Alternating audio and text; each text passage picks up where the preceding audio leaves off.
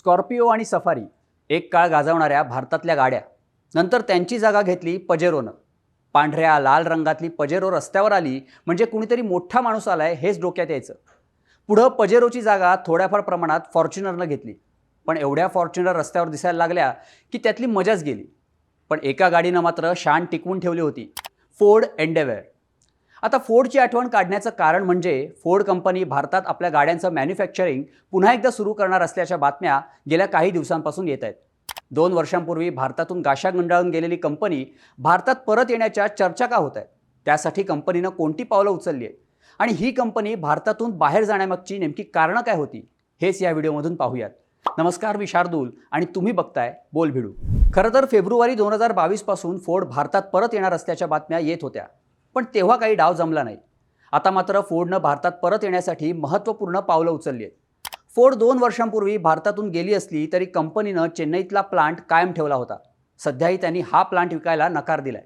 आधी महिंद्रा, मग टाटा मोटर्स, मारुती आणि आता JSW या कंपन्यांनी फोर्डचा हा चेन्नईतला प्लांट विकत घेण्याची इच्छा दाखवली होती. पण फोर्डनं या सगळ्या कंपन्यांना प्लांट विकायला नकार दिला. चेन्नईतल्या मरिमलाई या भागात फोर्डचा हा प्लांट आहे. 350 एकरच्या या प्लांटमध्ये वर्षाला साधारणपणे 2 लाख गाड्या आणि 3 लाख इंजिन बनवण्याची क्षमता आहे. अगदी मोक्याच्या जागेवर असलेला हा प्लांट विकायला आता फोर्ड तयार नाहीये. इतकंच नाही तर फोर्डनं एंडेव्हर ही आपली सगळ्यात पॉप्युलर SUV गाडी भारतात बनवण्यासाठी पेटंटसुद्धा रजिस्टर केलंय.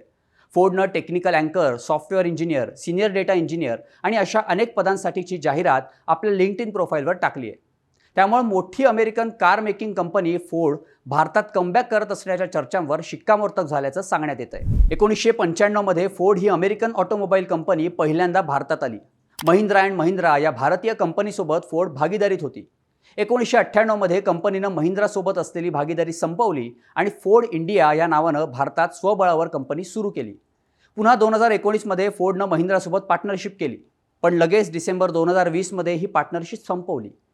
त्यानंतर 2021 मध्ये कंपनीनं भारतातले आपले प्लांट बंद करणार असल्याची घोषणा केली. फोर्ड इंडियाचे भारतात एकूण 2 प्लांट आहेत. एक गुजरातमधल्या सानंदमध्ये तर दुसरा चेन्नईतल्या मरिमलाईमध्ये. सप्टेंबर 2021 मध्ये सानंदमधला प्लांट फोर्डनं टाटा मोटर्सला विकला. भारतातनं गाशा गुंडाळायची काही कारणं तेव्हा फोर्डनं दिली होती.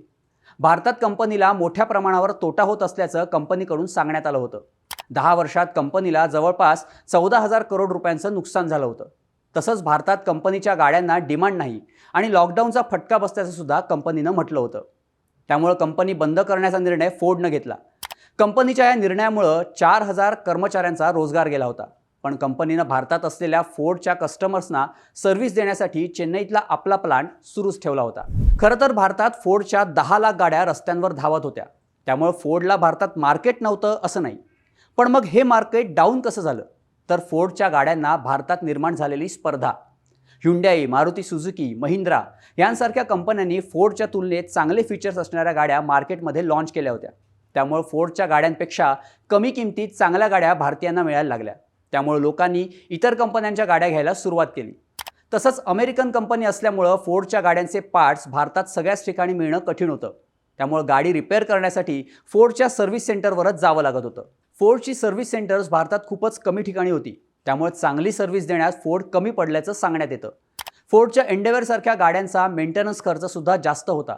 फोर्ड सुरुवातीला SUV गाड्याच तयार करत होती, पण भारतात जास्त मार्केट हे हॅशबॅक गाड्यांचं होतं. 2010 मध्ये पहिल्यांदा फोर्डनं फोर्ड फिगो हे आपलं हॅशबॅक मॉडेल लॉन्च केलं आणि त्याला लोकांची चांगली पसंती मिळाली. त्यामुळे भारतातलं मार्केट ओळखायलाच फोर्डला 1995 ते 2010 अशी 15 वर्ष लागली. त्यानंतर फोर्डनं 2013 मध्ये इकोस्पोर्ट ही भारतातली पहिली सब 4 मीटर SUV लॉन्च केली होती. फोर्डच्या या गाडीला त्यावेळी मोठ्या प्रमाणावर पसंतीही मिळाली. पण नंतर मारुतीनं ब्रेझा आणि टाटानं नेक्सॉन लॉन्च करून कॉम्पॅक्ट SUV गाड्यांच्या मार्केटमध्ये आपला दबदबा निर्माण करायला सुरुवात केली. यामुळे फोर्डला मोठ्या प्रमाणावर स्पर्धा निर्माण झाली. बदलत्या मार्केटनुसार बदल न केल्यामुळं फोर्डला नुकसान झाल्याचं सांगण्यात येतं. पण आता फोर्ड भारतात पुन्हा परत आली तर त्यामुळं भारतातल्या मेक इन इंडियाला मोठ्या प्रमाणावर चालना मिळणार असल्याचं सांगण्यात येत आहे. तसंच या कंपनीमुळं भारतात मोठ्या प्रमाणावर रोजगार निर्मितीसुद्धा होणार आहे. फोर्डनं आधीच्या चुका लक्षात घेऊन नवीन एंडेव्हरमध्ये अद्ययावत फीचर्स देण्याचं ठरवलंय. Advance safety features, matrix LED headlights, modern dashboard अशा सुविधा फोर्डकडून एंडेव्हरमध्ये देण्यात येणार आहेत. नवीन एंडेव्हरमध्ये एकूण 9 एअरबॅग्स असणार आहेत. तसंच हँड्स फ्री पार्किंगसारखी सुविधासुद्धा कंपनीनं या गाडीमध्ये देण्याचं ठरवलं आहे. त्यामुळं भारतीय कंपन्यांमुळं 2 वर्षांपूर्वी भारतातनं गाशा गुंडाळलेल्या फोर्डला पुन्हा एकदा भारतीय कंपन्यांशी स्पर्धा करता येणार का? आणि फोर्डच्या गाड्यांना भारतीयांचा कसा प्रतिसाद मिळणार? याबाबतची तुमची मतं आम्हाला कमेंट करून नक्की सांगा आणि अशाच व्हिडिओसाठी बोलभिडूच्या यूट्यूब चॅनलला सबस्क्राईब करायला विसरू नका.